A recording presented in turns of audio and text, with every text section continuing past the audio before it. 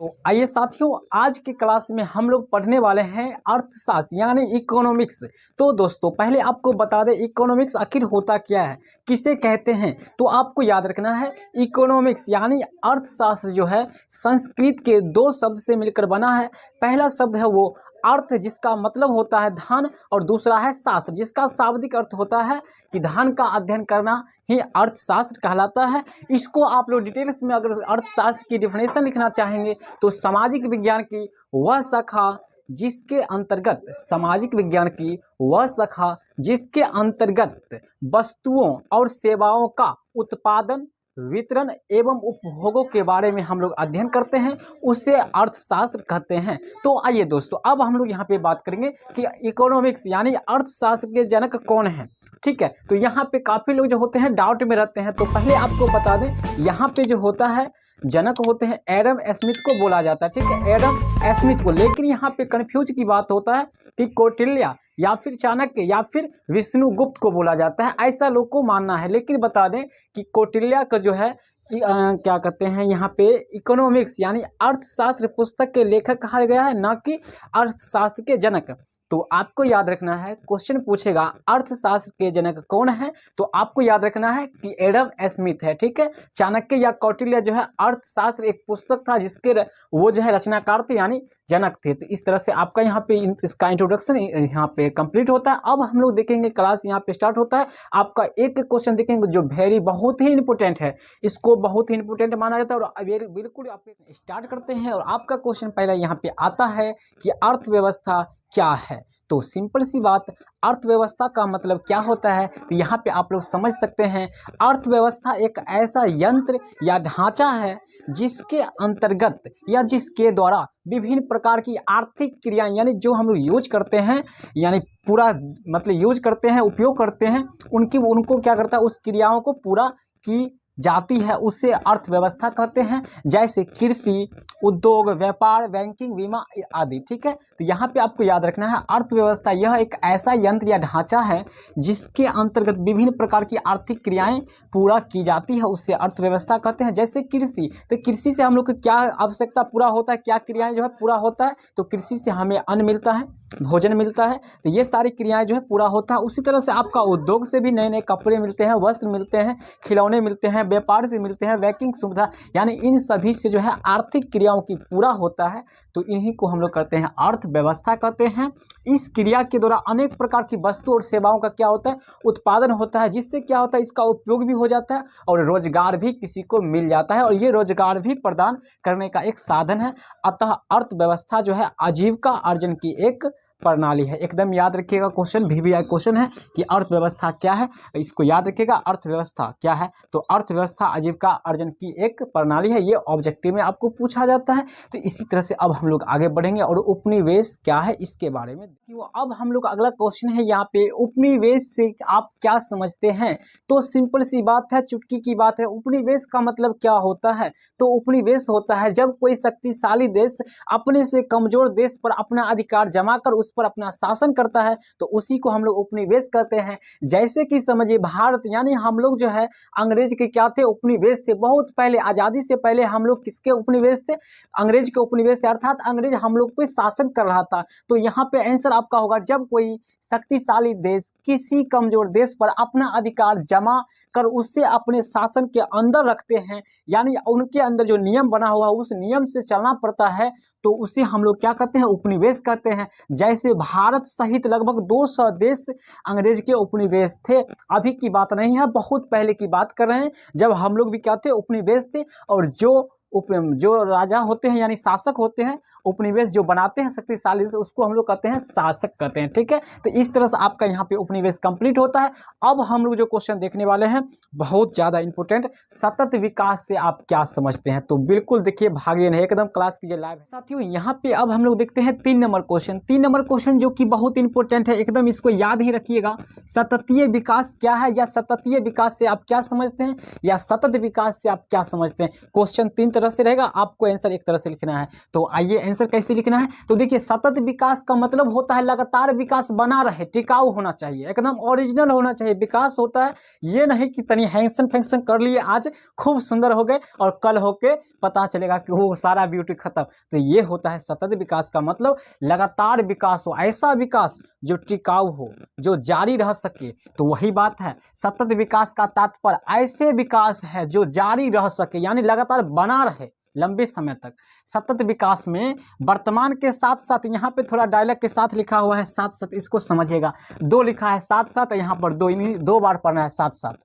साथ साथ अगले पीढ़ी के विकास को भी ध्यान में रखा जाता है। यहाँ क्या होता है, सतत विकास एक ऐसा विकास है जो जारी रह सके, जिसमें क्या होता है वर्तमान के विकास के साथ साथ फ्यूचर यानी भावी पीढ़ी, अगले पीढ़ी के को भी ध्यान में रखा जाता है। ठीक है, तो याद रखिएगा सतत विकास क्या होता है, खुद का विकास तो होगा ही, वर्तमान होगा और फ्यूचर के बारे यानी आने वाले पीढ़ी को भी ध्यान में रखा जाता है। तो ऐसे विकास को हम लोग कहते हैं सततीय विकास कहते हैं। तो एकदम यहाँ पे समझ गए होंगे। देखिए एक वुर्नलैंड आयोग के अनुसार होता है कि सतत विकास वह प्रक्रिया है जिसमें यहाँ पर दो बार लिखा दिए हैं, लगता है दो बार समझाते हैं, जिसमें वर्तमान की आवश्यकताएं किए बिना भावी पीढ़ी की क्षमता योग्यताओं से समझौता की पूरी की जाती है। ये थोड़ा योग्यता के अनुसार अपना बोला, लेकिन आपका जो आंसर हुआ बिल्कुल परफेक्ट यहीं तक हुआ। ठीक है, जो याद रखिएगा आप लोग बिल्कुल तरह से। ठीक है, तो यहाँ पे ये क्वेश्चन समझ चुके होंगे। अब हम लोग बढ़ेंगे अगला क्वेश्चन की ओर चलेंगे जो कि आइए साथियों, यहाँ पे आपके सामने क्वेश्चन आ चुका है 4 नंबर। समावेशी विकास से आप क्या समझते हैं। अभी आपको बताए थे सततीय विकास से आप क्या समझते हैं, लेकिन आपको क्वेश्चन आ चुका है यहाँ पे समावेशी विकास से आप क्या समझते हैं। तो एकदम याद रखिए इस दोनों में क्वेश्चन पूछा जाएगा और लाइव कर रहे क्लास बिल्कुल तरह से ध्यान से यहाँ पे बैठ कर अच्छा से देखिए। ठीक है, तो चलिए यहाँ पे क्या है 4 नंबर, समावेशी विकास से आप क्या समझते हैं। तो समावेशी का मतलब होता है सबको समाहित कर लो, सबको समेट के चलिए ना, तो कोई दिक्कत नहीं होता है, हर जगह पे जाएगा तो जीत के आएगा। ठीक है, तो यहाँ पे समावेशी मतलब होता है कि समेट करके, यानी समाज का वैसा विकास जिसमें सभी का समान रूप से विकास हो, सभी का विकास हो, कोई बचे नहीं, तो वही होता है समावेशी विकास।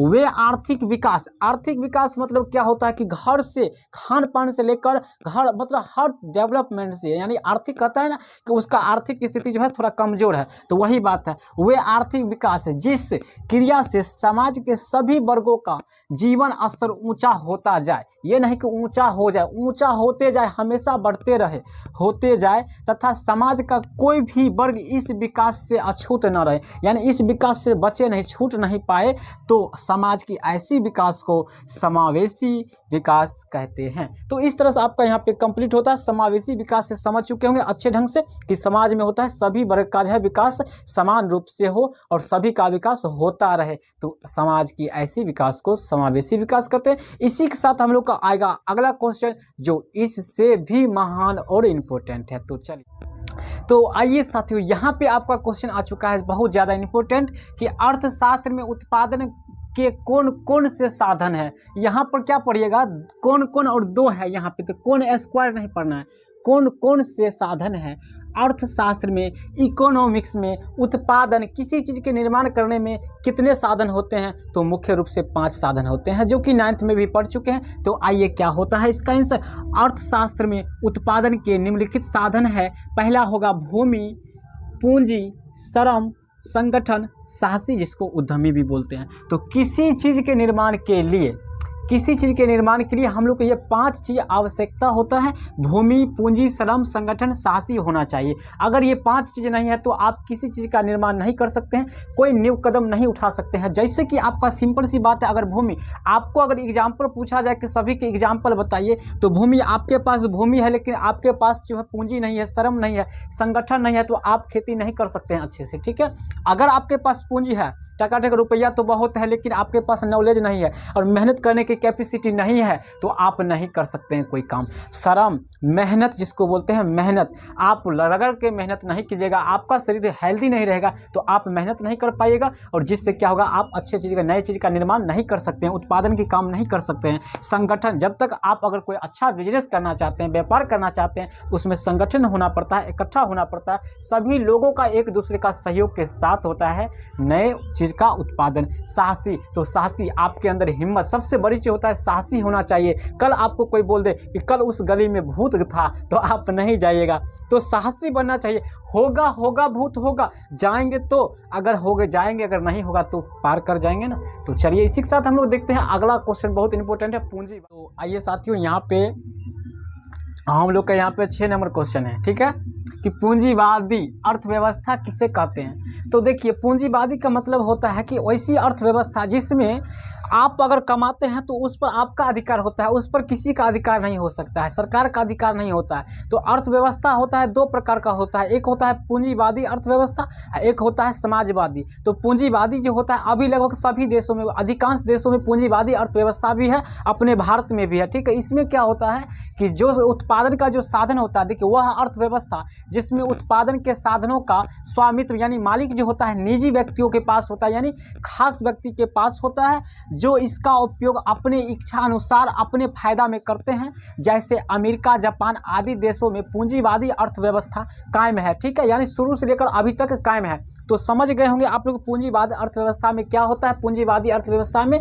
होता है कि इसमें जो आपका जो साधन है, आपका जो धन है, उस पर जो है केवल आपका अधिकार है, इस पर सरकार का अधिकार नहीं होता है, ठीक है। जबकि समाजवाद में होता है जस्ट उल्टा होता है। तो जस्ट अभी हम लोग देखेंगे मिश्रित अर्थव्यवस्था, तो उसमें हम लोग दोनों देख लेंगे, पूंजीवादी और समाजवादी अर्थव्यवस्था दोनों के बारे में हम लोग देखेंगे मिश्रित अर्थव्यवस्था में, जो कि भी यहाँ पे अब हम लोग देखते हैं यहाँ पे 7 नंबर क्वेश्चन, मिश्रित अर्थव्यवस्था क्या है।